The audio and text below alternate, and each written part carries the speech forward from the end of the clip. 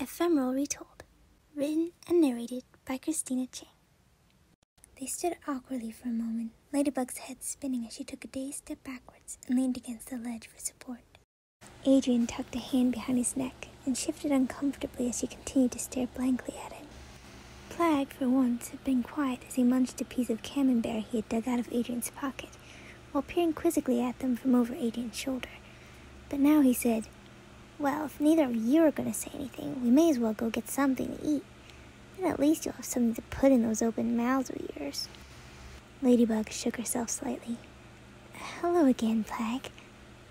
She turned to Adrian. "Sorry about that. I guess I just..." She trailed off, her gaze caught in his deep green eyes, and her mind spun as she tried to wrap her head around the fact that this was Cat Noir. Adrian shrugged his shoulders and glanced away. "It's all right, Ladybug. You probably just have to get used to the idea." He turned to his Kwame. "Come on, Plag, we have to get home. Claws out." His suit reappeared, and he unceremoniously pulled out his stick and moved to leave. Ladybug looked up in alarm. "Wait, don't go." Cat Noir looked back apologetically. "My father might be expecting me. Besides, I can tell you need some time to take this in. See ya." And with that, he launched himself out into the night, leaving Ladybug alone on the tower. Ladybug jumped through the opening on her roof and landed skillfully onto the mattress below. "Spot's off," she said, and a flash of pink revealed the little red Kwame that had been absorbed in her earrings. Marinette's eyes wandered to the photo of Adrian that still hung beside her bed, and she felt her heart skip a beat. "Oh, Tiki, can you believe it? Adrian is Cat Noir. My brave, charming, pun-loving partner is also the love of my life. Oh, Tiki, I think I could die of happiness." Tiki didn't share in her excitement. "I don't know, Marinette. You shouldn't act like that when he revealed himself to you." Marinette sat up and said defensively, "Well, of course not, Tiki. It's not exactly something I could process all at once. I could hardly think, let alone move." She laid back down and thought back to that moment, her mouth turning up with a smile. "Adrian has been Cat Noir this whole time. How have I never noticed? I'm sure they seem pretty different at first, but now that I think about it, Cat Noir can be quite a gentleman sometimes, and Adrian does have an incredible wit." She giggled to herself. "Oh, but what am I saying? They're the same person. Adrian is Cat Noir, and I couldn't be more happy." Tiki hovered closer. "Yes, but that's probably not what Adrian thinks," she said pointedly. Marinette looked up in confusion. "What do you mean, Tiki?" "Well, you know he was self-conscious in revealing himself to you, and after you just stared at him without so much as a smile, he probably thinks you don't like him at all." Marinette clasped her hands over her mouth, her face filled with concern. "Oh no, Tiki, you're right. That's probably why he left so quickly. Poor Adrian." She quickly shuffled out of her bed and began climbing onto her balcony. Tiki hastily called after her. "Wait, Marinette, where are you going?" "I have to go find Adrian. Since I know where he lives, I can go explain to him he's the best Cat Noir ever, and there's no one else I'd rather him be." "But Marinette, don't you think it'd be strange for Ladybug to fly into Adrian's room in the middle of the night? Why not just wait until tomorrow during patrol? Or if you really can't wait, why don't you transform and talk to him after school?" Marinette sighed and headed reluctantly back to her room. "You're right, Tiki. I hope Adrian isn't too sad, and we will see each other tomorrow." She stared worriedly up at the ceiling, then laughed as she said, "Can you believe Ladybug and Cat Noir go to school together? I'll have to figure out a way to transform and talk to him when no one else is around.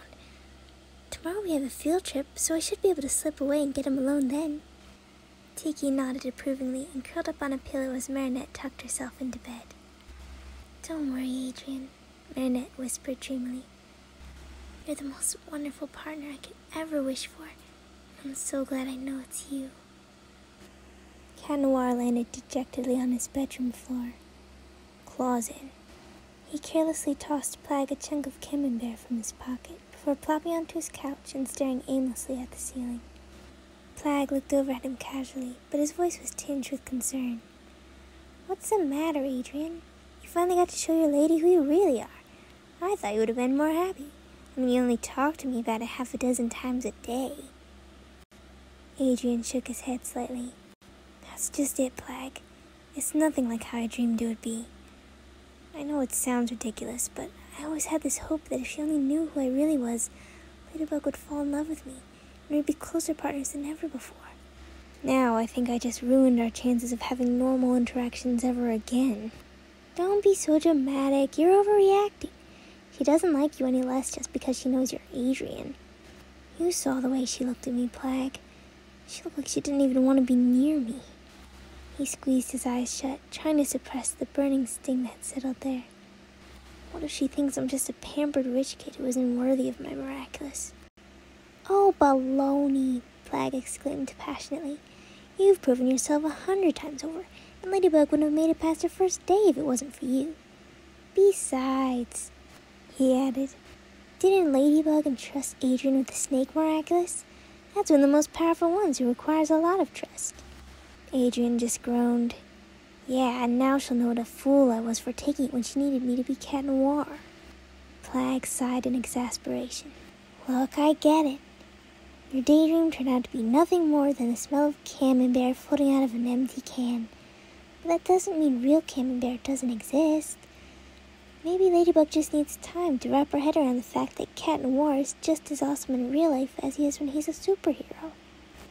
Adrian sighed and buried his head in the couch. It doesn't matter, Plag, he said, his voice muffled against the cushions. Nothing matters anymore. Plag stared at him helplessly. Come on, Adrian, you're just overtired. You had a long day and probably just need some sleep to see all this more clearly. Adrian rolled over slowly. I guess you're right, Plag. Maybe things will look better in the morning. He sighed wearily and changed before sinking heavily into his bed. As his eyes began to close, he couldn't help but picture the pained look on Ladybug's face. He felt a lump rise in his throat as he whispered, Sorry to disappoint you, Ladybug. An insistent beeping noise sounded loudly from the alarm clock beside his bed. Adrian stared at it, but made no attempt to get up. Will you please stop that horrible noise? Plag moaned before shoving his head deeper into a sock he'd found off the floor and was now wearing over his ears. Adrian rolled over and hit the stop button before laying back down. He didn't feel better this morning. If anything, he felt worse. The disappointed heartache of last night was turning into a deep feeling of nothingness, tinged with an anger he knew he should suppress. It wasn't fair. Why did he have to reveal his identity, but Ladybug still kept hers from him? It would be one thing if she hadn't revealed her identity to anyone, since she was the guardian. He would have been fine with that. But he knew for a fact she'd revealed her identity when she'd given her Miraculous to Scarabella. So why not to him?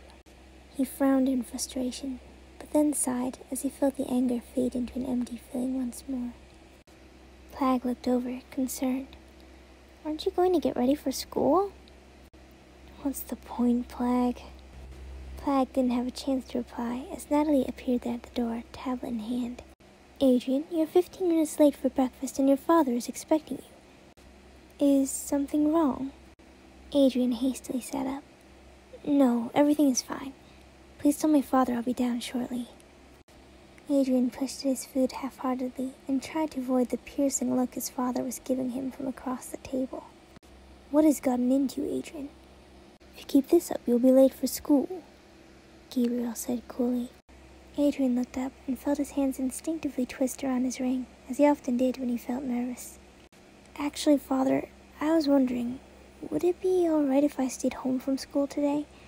The class is only scheduled for a field trip, so I wouldn't miss out on anything important, and I really don't feel like going. Gabriel's eyebrows lifted in surprise. Are you not feeling well, Adrian? You were very insistent that you wanted to go when we last talked about it. Adrian looked down. I know, Father. I don't think I'm sick. I'm just kind of mentally drained. I could still practice my piano and Chinese here, and I'd work extra hard to make up for anything I missed. He glanced tentatively back at his father, his eyes pleading. Please, Father? Gabriel exchanged a look with Natalie, and it seemed as if they had been anticipating a moment such as this. Very well, Adrian. You do not have to go to school today. And why don't you take the day off from the rest of your studies as well? Natalie will restructure your next lessons to make up for what you missed, and you can be free to spend the day about the house as you please.